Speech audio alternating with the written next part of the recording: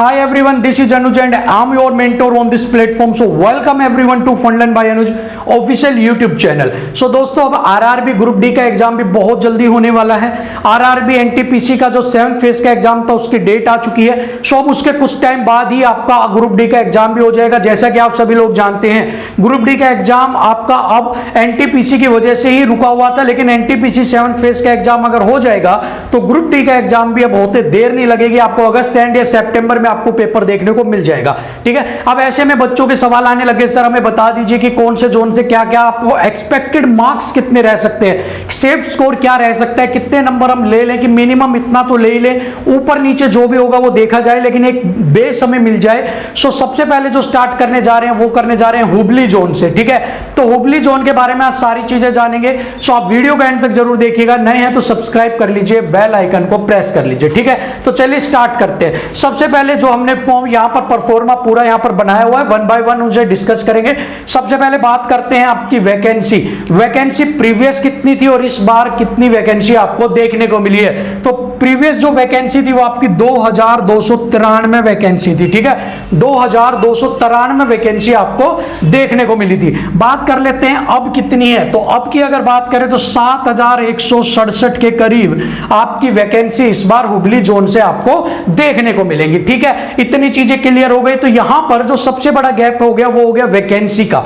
जो वैकेंसी इस बार है वो आपकी बढ़ गई है। ठीक है, तो अप्रोक्सीमेट अगर आप इन दोनों को भी कंपेयर करें तो मान लेते हैं ये वैल्यू आप हटा दो तो 4000, ठीक है, 5000 के करीब 5000 के करीब आपकी जो वैकेंसी है वो आपकी बढ़ी है। ठीक है, पीछे वाली वैल्यू हटा दो, सिर्फ 7 और 2 से कंपेयर करें तो 5000 के करीब आपकी वैकेंसियां यहां पर इंक्रीज हुई है। ठीक है, प्रीवियस ईयर के कंपटीशन में इस बार कंपटीशन आपका जो है वो होगा। कंपटीशन तो सीटें बढ़ेंगी तो बच्चे अप्लाई भी उतना ही कर रहे हैं। बात तो उतनी बात आपको सीटें देख के करते कि हुबली जोन में ज्यादा सीटें हैं, हुबली जोन में कर दो। ठीक है, सो बच्चों ने अप्लाई ज्यादा किया लेकिन कट ऑफ पर यहां पर असर देखने को मिलेगा। ठीक है, ये सारी चीजें क्या होती हैं आपकी, देखिए जब किसी जोन के ऊपर आपकी सीटें कम हैं, बच्चे ज्यादा हैं तो आपकी कट ऑफ इंक्रीज हो जाती है। ठीक है, लेकिन सीटें भी ज्यादा हैं, बच्चे भी आपके उसके कंपेयर में ठीक है तो कट ऑफ बढ़ती तो है लेकिन उतनी नहीं बढ़ती जितनी कि आपकी पहले सीटें कम है और बच्चे ज्यादा हैं उस करार में। जैसे कि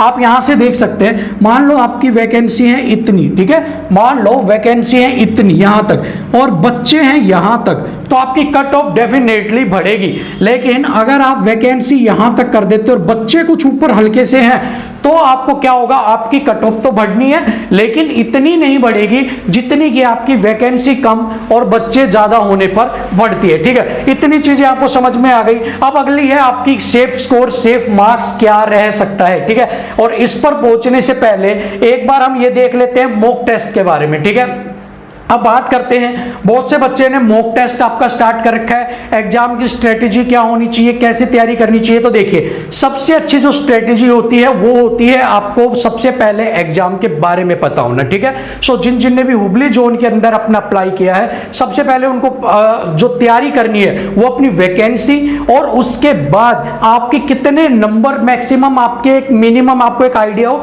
वो पता चल जाए, जो मैं यहां पर आपको बताने वाला हूं। उसके बाद आप तैयारी करेंगे तो आपके पास एक अलग ही एक बेस होगा कि भाई इतनी वैकेंसी है, इतने नंबर के करीब करीब मुझे लेना है तो मेरे को इतनी तैयारी तो करनी ही करनी है। ठीक है, सो अब उसमें सबसे ज्यादा योगदान तैयारी में निभाता है आपका मॉक टेस्ट और प्रीवियस ईयर पेपर्स। ठीक है, जब प्रीवियस ईयर पेपर करते हो वो होती हैं जड़ें, रूट्स, वो आपको बताती हैं एग्जाम की जड़ें, एग्जाम की रूट्स कितनी नीचे तक गई हुई है, कहां तक के सवाल पूछे जा रहे हैं, क्या क्या लेवल है, उन सारी चीजों के बारे में आपको बताती है कौन, प्रीवियस ईयर पेपर्स। ठीक है, अब जो मॉक टेस्ट होता है आपका, जो करंट का मॉक टेस्ट होता है वो आपका होता है तना, वो आपको बताएगा कि आप कितने ऊपर तक वो पेड़ जा सकता है। मींस कि जड़ें पता लग गई तो उससे आप ये देख सकते हो कि अब मेरी तैयारी कितनी है, मैं किस लेवल तक वहां पर जा सकता हूं, क्या डिफिकल्ट लेवल का पेपर आ गया तो मैं कितना ग्रो करूंगा, इजी लेवल का आया तो मैं कितना ग्रो करूंगा,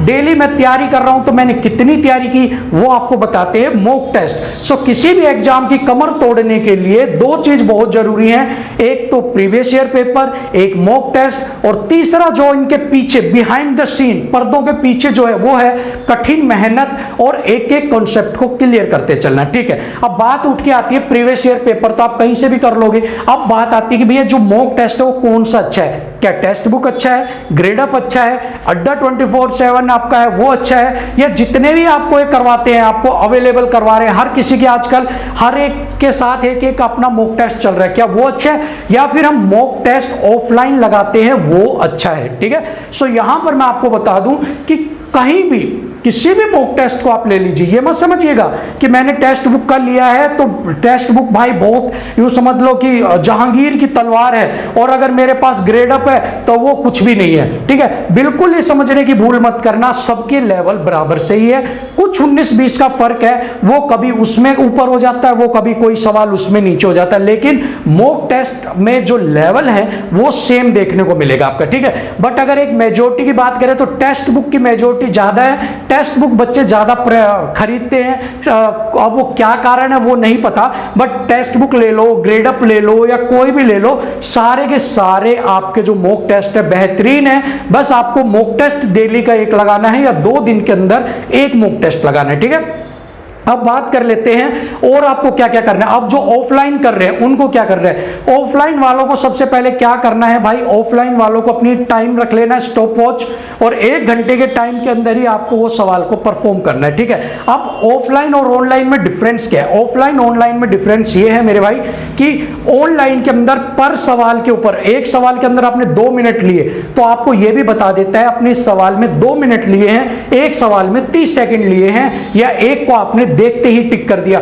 अब उससे आइडिया लगेगा कि इस तरह के सवाल में मैं 2 मिनट ले रहा हूं, अगर यही 2 मिनट मैंने एग्जाम में ले ली तो वहां तो दिक्कत हो जाएगी। ठीक है ना, क्यों, वहां तो वैसे भी प्रेशर होता है। सो आपको ऑनलाइन मीडियम क्या दिखाएगा कि आप किस सवाल में, किस टॉपिक में धीरे चल रहे हो, स्लो हो, इसलिए ऑनलाइन की महत्व जो है वो ऑफलाइन से थोड़ा सा ज्यादा हो जाता है। बाकी कोई भी ऐसी दिक्कत नहीं है, बस थोड़ा सा आपको गाइडेंस ज्यादा अच्छी मिलती है, आपको ट्रैक ज्यादा अच्छा मिलता है, आप अपने आप को ट्रैक ज्यादा अच्छा कर सकते हो कि भाई कितना मेरे को मार्क्स लेने हैं, कितने मेरे सवाल में ज्यादा आ रहा है, किसमें टाइम कम आ रहा है, किसमें ज्यादा, वो सारी चीजें आपको पता लग जाती है। ठीक है, बस इतनी सी बात है। तो आप मॉक टेस्ट कोई भी लगाइए, प्रीवियस ईयर लगाइए, मॉक टेस्ट लगाइए और अपनी तैयारी, अपने टॉपिक को कवर करते चलिए। ठीक है, बात कर लेते हैं आपके सेफ स्कोर की कि मिनिमम कितने मार्क्स आपको लेने होंगे, कि इतना तो लेना ही लेना है, इसके बाद कुछ नॉर्मलाइजेशन धक्का मार देगा, लेकिन इतने नंबर तो आने चाहिए। ठीक है, तो जनरल कैटेगरी की बात कर लेते हैं। अगर अनरिजर्व कैटेगरी की बात करते हैं तो आपके पास अप्रोक्सीमेट 55 प्लस के करीब नंबर होने चाहिए आपके पास। ठीक है,